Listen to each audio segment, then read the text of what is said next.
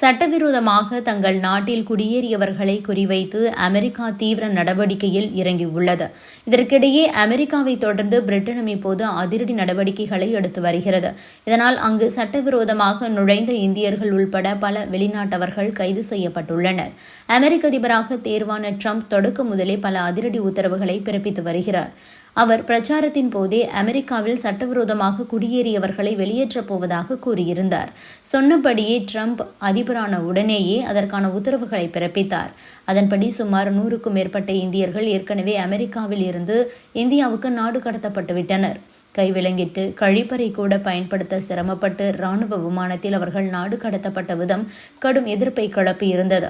இருப்பினும் நாடு கடத்தும் நடவடிக்கை தொடரும் என்றே ட்ரம்ப் அறிவித்துள்ளார். இதற்கிடையே அமெரிக்காவை தொடர்ந்து இப்போது பிரிட்டன் நாடு கடத்தக்கூடிய பணிகளில் இயங்கியுள்ளது. பிரிட்டனில் உள்ள தொழிலாளர் கட்சியின் அரசு அங்கு சட்டவிரோதமாக வேலை செய்பவர்களை குறிவைத்து நடவடிக்கையை ஆரம்பித்துள்ளது. UK ஒயிட் ஃபிளீட்ஸ் என்று பெயரிடப்பட்டுள்ள இந்த சோதனையில் புலம்பெயர்ந்த தொழிலாளர்களை வேலைக்கு அமர்த்தும் இந்திய உணவகங்கள், பார்கள், கடைகள், கார் வாஷிங் சென்டர் ஆகியவற்றை குறிவைத்து அதிகாரிகள் சோதனை செய்து வருகிறார்கள்.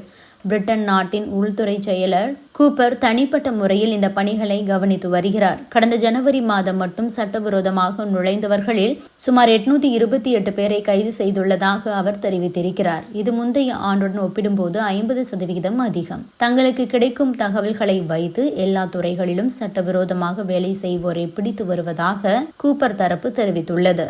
அதே நேரம் உணவகங்கள், கஃபேக்கள், பார்கள் உள்ளிட்ட சர்வீஸ் இடங்களில் சட்டவிரோதமாக குடியேறியவர்கள் அதிகம் இருப்பதால் அங்கு குறிவைத்து நடவடிக்கை எடுக்கப்பட்டு வருவதாகவும் தெரிவித்துள்ளார். குடியேற்ற விதிகளை அனைவரும் பின்பற்ற வேண்டும். நீண்ட காலமாக இங்குள்ள ஹோட்டல் ஓனர்கள் சட்டவிரோதமாக குடியேறியவர்களை முறைகேடாக பணிக்கு அமர்த்தி அவர்களின் உழைப்பை சுரண்டி கொண்டிருக்கிறார்கள். இதனால் அவர்கள் சட்டவிரோதமாக வேலை செய்கின்றனர்.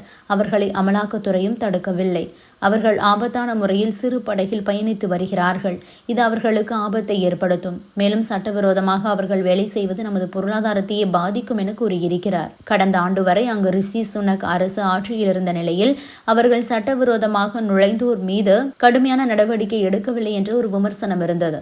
இப்போது தொழிலாளர் கட்சி ஆட்சி அமைத்துள்ள நிலையில் சட்டவிரோதமாக குடியேறியவர்கள் மீது கடுமையான நடவடிக்கை எடுக்க வேண்டிய ஒரு கட்டாயத்தில் தொழிலாளர் கட்சி தள்ளப்பட்டுள்ளது. பிரிட்டன் பல்வேறு நாட்டினரையும் குறிவைத்தே நடவடிக்கையை எடுத்து வருகிறது. இருப்பினும் அதில் இந்தியர்கள் தான் அதிகம் கைதாகிறார்கள். அப்படித்தான் வடக்கு இங்கிலாந்தின் ஹாம்பர்ஷைரில் உள்ள ஒரு இந்திய உணவகத்தில் நடத்தப்பட்ட ரெய்டில் 7 பேர் கைது செய்யப்பட்டுள்ளனர். மேலும் 4 பேர் தடுப்பு காவலில் வைக்கப்பட்டுள்ளதும் தெரிய வந்திருக்கிறது.